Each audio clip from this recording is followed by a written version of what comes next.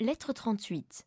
Bien cher Père, c'est avec une joie indescriptible que je te fais part du merveilleux événement qui a eu lieu aujourd'hui, et c'est bien certainement le plus grand miracle que l'on ait vu de nos jours. Le 40e jour après sa résurrection, de bon matin, Jésus quitta la demeure de Lazare où il nous avait entretenus toute la nuit des merveilles de son royaume. Il nous avait expliqué que nous devions purifier nos cœurs pour entrer dans ce royaume céleste. « Seigneur, dit Marthe, où vas-tu ? » ?»« Viens et vois, répondit-il. Où je vais, vous le saurez maintenant. Vous en connaîtrez aussi le chemin, car là où je suis, vous y serez aussi, ainsi que tous ceux qui croiront en moi. Seigneur, dit Marie en se jetant à ses pieds, reviens ici à midi et reste près de nous pendant la chaleur du jour. Marie, reprit Jésus, je vais à la maison de mon Père. Vous y viendrez un jour aussi, et vous habiterez dans des demeures qui ne sont pas faites de la main des hommes. Suis-moi maintenant avec foi, et tu connaîtras la voie qui conduit à mon Père. J'ai marché dans cette voie au milieu de l'épreuve et de la tentation, dans la souffrance, la mort et la résurrection. C'est par ce chemin que toi et tous ceux qui m'aiment doivent passer pour me suivre. Pour mes amis, la tombe est la porte de la vie éternelle. Il s'en alla alors lentement vers la colline de Béthanie, non loin de l'endroit où il avait ressuscité Lazare. Marie, Marthe, Lazare, Jean, ma cousine Marie et moi, le suivions, prêtant la plus grande attention à ses paroles. Il nous parlait d'une manière si étrange que nous pensions qu'il allait de nouveau opérer quelques grands et prodigieux miracles.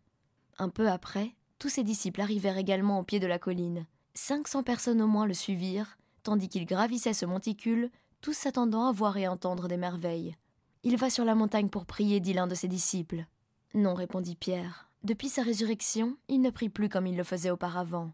Il n'a plus besoin de prier, lui qui a vaincu le péché, Satan, la tombe, la mort et le monde.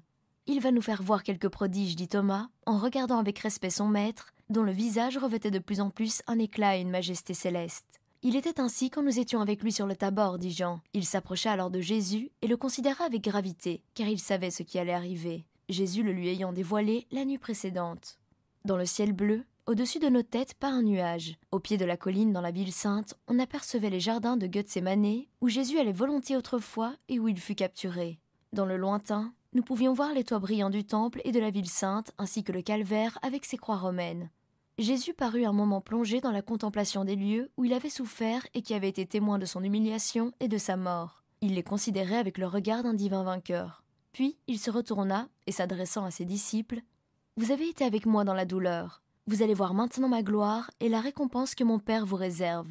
Pensez à tout ce que je vous ai dit au sujet de mon royaume. Allez donc et enseignez toutes les nations, les baptisant au nom du Père, du Fils et du Saint-Esprit, et leur enseignant à garder tout ce que je vous ai commandé.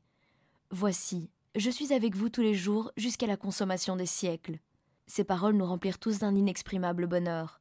Puis, il étendit ses mains sur nos têtes, tandis que nous nous agenouillions tous, le visage contre terre, pour recevoir sa bénédiction. Élevant alors les yeux au ciel, il répéta les mêmes paroles qu'il avait dites la nuit de la fête de Pâques. « Et maintenant, Père, glorifie-moi de ta propre gloire, de la gloire que je partageais avec toi avant la création du monde. » Quand il eut dit ces mots, nous le vîmes s'élever lentement dans les airs. Ses mains étaient étendues sur nous, comme s'il continuait à nous donner sa bénédiction. Au cri d'étonnement qui nous échappa en le voyant partir ainsi, succéda un religieux silence, tandis que tous, la tête levée, le cœur battant d'émotion, nous le voyions monter toujours plus haut. Agenouillés sans un mot, nous le suivions des yeux. Subitement, une lumière surnaturelle parut dans les hauteurs des cieux, des légions d'êtres célestes descendirent lentement et entourant Jésus, le cachèrent à nos yeux.